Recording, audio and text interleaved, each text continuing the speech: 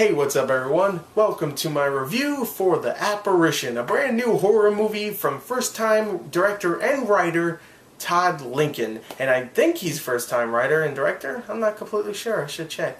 But I'm pretty sure he is, because I never heard of him before. And yeah, this movie I heard was absolutely horrible. And that is the only reason why I went to go see it, because I saw on Rotten Tomatoes that the first 8 reviews gave this a 0% on Rotten Tomatoes, but that's not the thing that actually really made me want to go see it. The thing that really made me want to go see it is the average rating, because the average rating was a 0.7 out of 10. That means almost everybody gave it a 0 besides one dude. One dude gave it like a 2. So, a 2 out of 10 versus 7 zeros. I couldn't wait to see it. So, I saw it. Let's talk about it. The story here is very simple. You have a bunch of dumb white kids doing dumb white kid things. And you know what they're doing? They, of course, are trying to contact a demon. Why? Or I should say a spirit. Because they just do it because they're white. And they succeed. They do it, and guess what? One character, played by Sebastian Stan's girlfriend, gets taken by a demon, I would say. Yeah, I would say a demon, not a spirit. This demon takes the girlfriend, and that's it.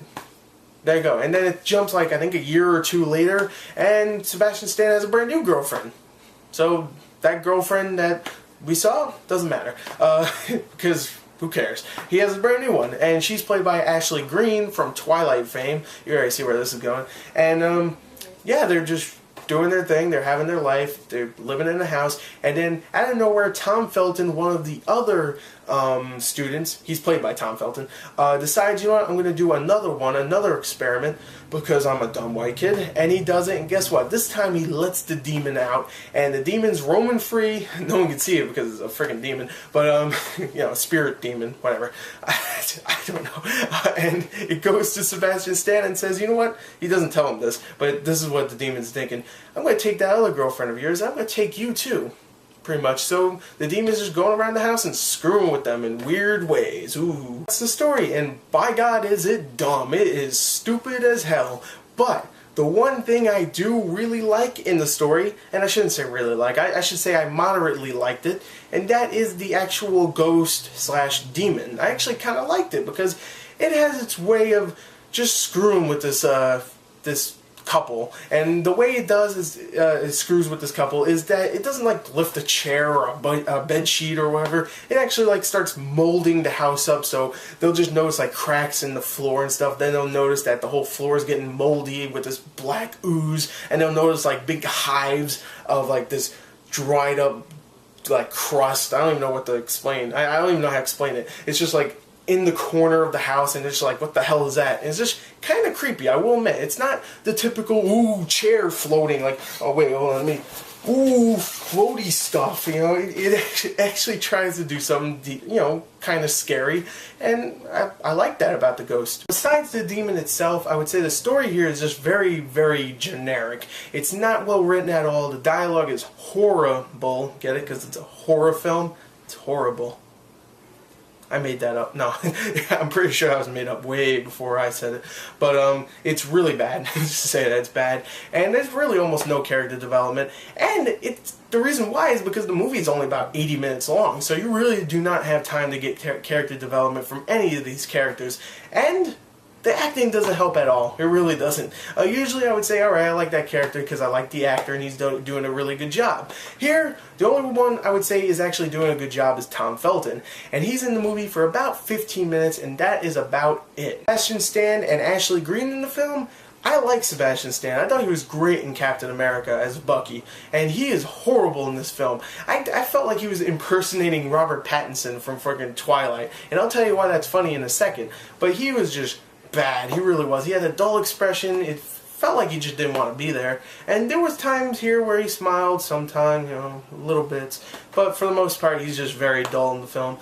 He's not as bad as Robert Pattinson, let me just tell you that. But there's times where he felt like he was just like, I'm dull. And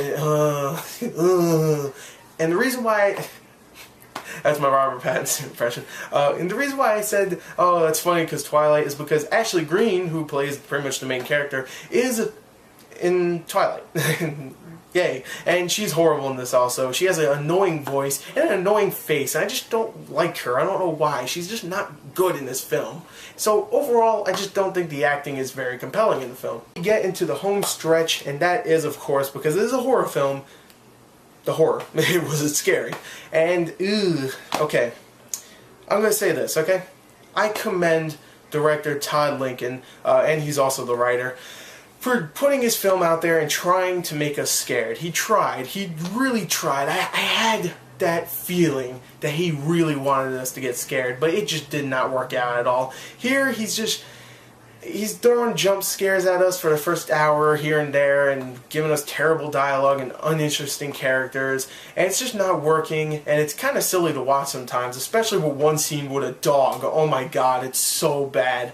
But the last 15 minutes, I will give him credit. It actually goes balls to the wall, and when I mean balls to the wall, I mean, you know, it has some special effects, things are happening here, and the special effects for the most part, for a low-budget film, are okay. And it actually has some creepy moments, especially one where this dude's mouth just elongates, where it just like stretches out, and you actually kind of hear the stretching noise happening, and that was actually kind of creepy, and it was a good special effect.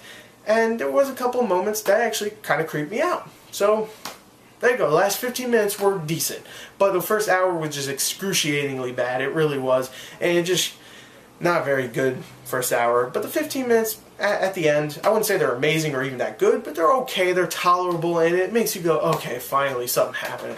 You know, cheers.